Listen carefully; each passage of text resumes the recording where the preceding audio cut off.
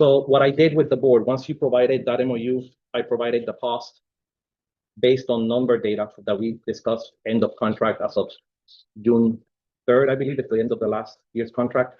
So, and I gave them the same numbers that I gave you, the same data that you have that I provided at the last meeting. Obviously, that's just a prediction based if everybody rolled to the same position. I do not know how those positions look this coming year and with the changes that are happening at the school. So I gave them a rundown of both proposals, but the last one being the last one that you wanted us to bring forward. Okay, so board gave me the direction on how to proceed with LCA today's meetings. Their emphasis is we need to decide on House Bill 5001. We need to make sure we meet the statute and come into an agreement with that statute. Board says that we're not ready to discuss compensation at this time for several factors. Compensation would apply to all. There has been some discussion with preliminary surveying of principals regarding enrollment counts are coming back low. And until we see a solid number count in our schools, as we start the school year, then they can make a better decision on budget outlook for us to make a decision on compensation. We traditionally have made compensation during the fall. Every bargaining session has never been this early. And as much as I do understand and the board understands, I would like to be able to meet you at that point. I'm not ready to make that decision yet. Board wants teachers, and please understand, we need to be patient.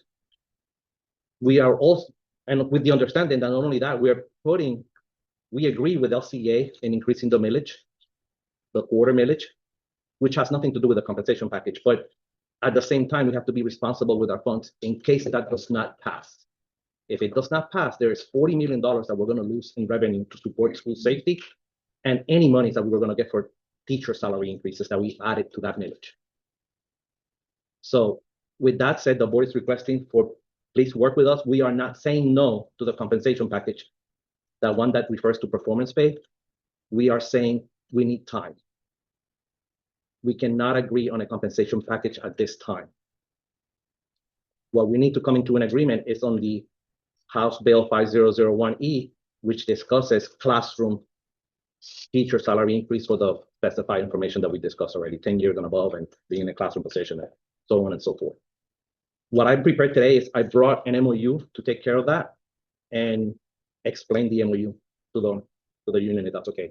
So the distribution of funds is very important to us because we don't have an issue with your experience bands or with your any which way you want to distribute the money.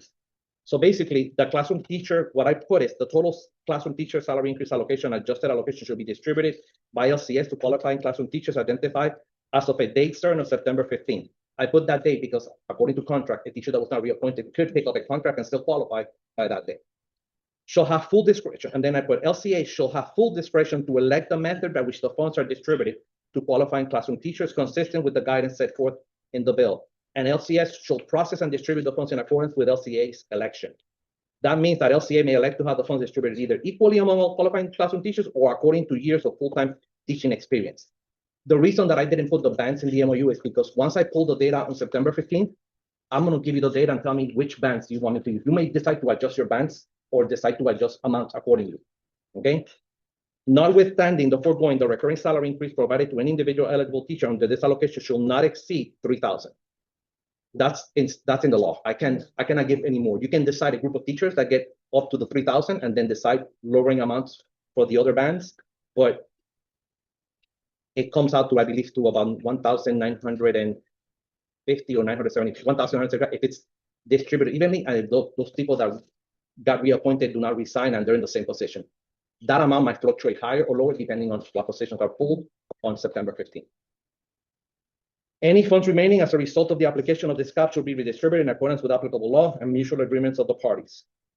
Now, the next bullet is what we typically put in MOU when we're something paid aside from performance pay. The agreement regarding the distribution of funds attributable to the classroom teacher salary increase allocation for the 26-27 school year shall not prevent the parties from negotiating other issues concerning other sources supporting the wages, salaries, or benefits under the collective bargaining agreement between Lake County Schools and LCEA under Chapter 447. And the rest is just the language. Basically, we're just